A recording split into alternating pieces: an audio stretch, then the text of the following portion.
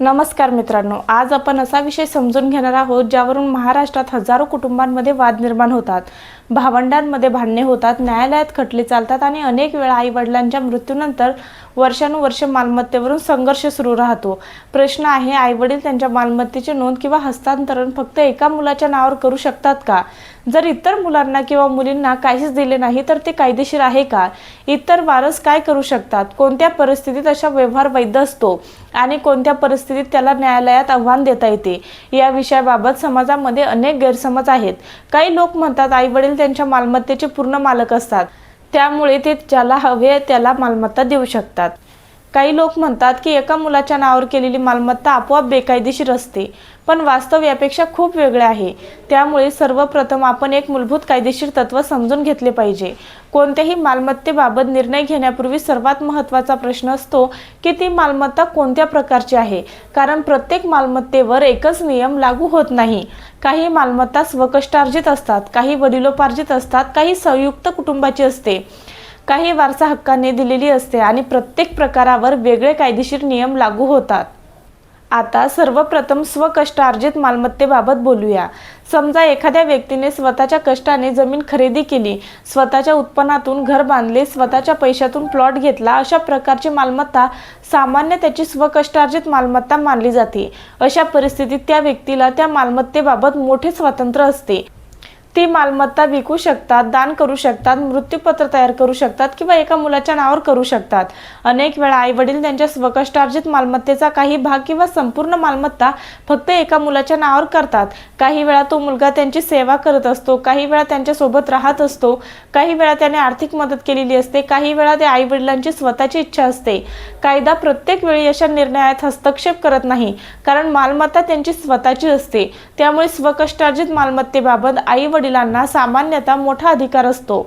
परंतु इथेच अनेक वाद सुरू होतात, कारण इतर मुलांना किंवा मुलींना वाटते की त्यांच्यावर अन्याय झाला आहे। मग ते न्यायालयात जातात, पण केवळ अन्याय वाटतो म्हणून व्यवहार रद्द होत नाही। न्यायालय पुरावे पाहतात। आता एक महत्त्वाचा प्रश्न, जर आई-वडिलांनी स्वच्छेने पूर्ण शुद्धीमध्ये कोणत्याही दबावाशिवाय योग्य कागदपत्रांद्वारे एका मुलाच्या नावावर मालमत्ता केली असेल तर इतर मुलांना ती सहज रद्द करता येते का? याचे उत्तर अनेक वेळा नाही असे असते, कारण मालमत्ता देणाऱ्या व्यक्तीची इच्छा हा अत्यंत महत्त्वाचा घटक असतो। समजा वृद्ध आई-वडिलांनी फसवणूक झाली, त्यांना चुकीची माहिती देण्यात आली, त्यांना दस्तऐवज समजावून सांगितला गेला नाही, दबाव टाकून स्वाक्षऱ्या घेतल्या गेल्या, मानसिक किंवा शारीरिक दुर्बलतेचा गैरफायदा घेतला गेला। अशा परिस्थितीत काय? अशा परिस्थितीत व्यवहाराला आव्हान देता येऊ शकते। न्यायालयात जाऊन व्यवहार फसवणुकीचा, दबावाखाली झालेला किंवा अवैध असल्याचा दावा करता येतो। त्यामुळे प्रत्येक एका मुलाच्या नावावरील व्यवहार वैध असतोच असे नाही। व्यवहार कशा परिस्थितीत झाला हे अत्यंत महत्त्वाचे असते। आता आणखीन एक महत्त्वाचा मुद्दा, जर मालमत्ता वडिलोपार्जित असेल तर इथे परिस्थिती बदलते। वडिलोपार्जित मालमत्तेबाबत सर्व वारसांचे हक्क निर्माण होऊ शकतात, त्यामुळे प्रत्येक प्रकरणातील तथ्य महत्त्वाचे ठरतात। अनेक वेळा लोक स्वकष्टार्जित आणि वडिलोपार्जित मालमत्तेमध्ये गोंधळ करतात। या गोंधळ पुढे मोठ्या न्यायालयीन वादांचे कारण बनतो। समजा आजोबांकडून आलेली जमीन आहे, पिढ्यानपिढ्या चालत आलेली आहे, त्या जमिनीवर इतर वारसांचे हक्क निर्माण झालेले असू शकतात।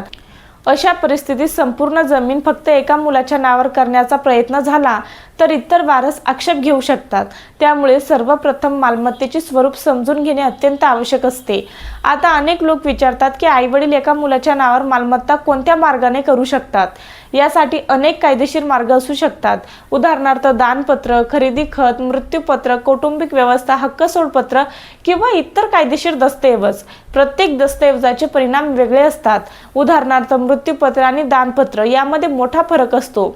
दानपत्र सामान्यतः जिवंतपणे प्रभावी होते, तर मृत्यूपत्र मृत्यूनंतर प्रभावी होते।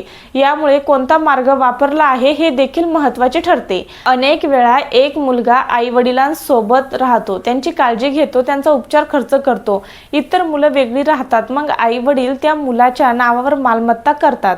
नंतर त्यांच्या मृत्यूनंतर इतर भावंडे वाद निर्माण करतात, न्यायालयात जातात। अशा प्रकरणांमध्ये न्यायालय सर्व परिस्थितीचा विचार करते। दस्तऐवज वैध आहे का? तो स्वच्छेने झाला का? फसवणूक झाली का? दबाव होतो का? का, मालमत्तेचे स्वरूप काय होते हे सर्व पाहिले जाते. काही वेळा मुलींना माहितीच दिली जात नाही, काही वेळा त्यांची संमती घेतली जात नाही, काही वेळा वारसांना अंधारात ठेवले जाते. त्यामुळे पुढे गंभीर वाद निर्माण होतात. म्हणूनच पारदर्शकता महत्त्वाची असते. आता एक महत्त्वाचा प्रश्न, जर आईवडील जिवंत असतील तर मुलांना त्यांच्या मालमत्तेवर हक्क मागता येतो का? अनेक लोकांना वाटते की वडिलांची जमीन म्हणजे मुलांची जमीन, पण प्रत्येक वेळी हे बरोबर नसते. विशेषतः स्वकष्टार्जित मालमत्तेबाबत जिवंत व्यक्तीला तिच्या मालमत्तेवर मोठा अधिकार असतो. त्यामुळे केवळ मुलगा किंवा मुलगी असल्यामुळे प्रत्येक वेळी तात्काळ हिस्सा मागण्याचा अधिकार निर्माण होतोच असे नाही.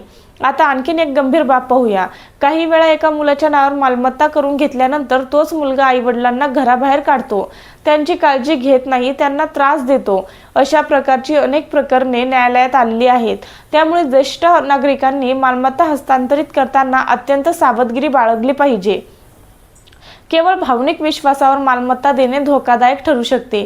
काही परिस्थितींमध्ये ज्येष्ठ नागरिक कायद्याअंतर्गत देखील उपाय उपलब्ध असू शकतात. त्यामुळे मालमत्ता हस्तांतरणाचा निर्णय अत्यंत विचारपूर्वक घेतला पाहिजे. आता एक महत्त्वाचा गैरसमज दूर करूया.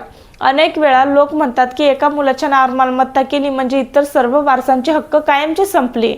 हे प्रत्येक वेळी खरे नसते.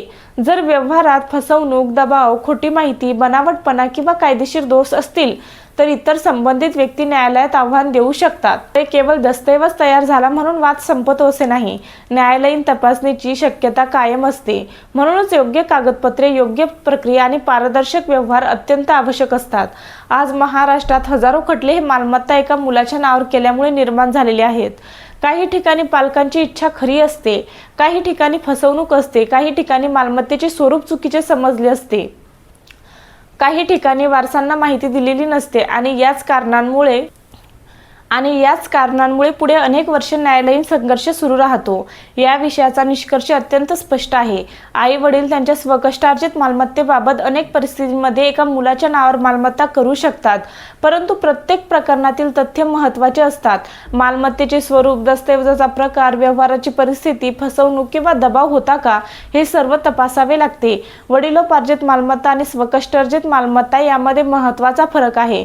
कोणताही व्यवहार करण्यापूर्वी योग्य कायदेशीर सल्ला घेणे आवश्यक आहे, कारण मालमत्ता हस्तांतरण ही फक्त कागदपत्रांची प्रक्रिया नसून भविष्यातील कुटुंबीय संबंध, वारसांचे हक्क आणि संभाव्य न्यायालयीन वाद यांच्याशी संबंधित अत्यंत महत्त्वाची कायदेशीर प्रक्रिया आहे. योग्य माहिती, योग्य कागदपत्रे आणि योग्य नियोजन यामुळे भविष्यातील अनेक वाद टाळता येऊ शकतात आणि कुटुंबाची मालमत्ता सुरक्षित ठेवता येते.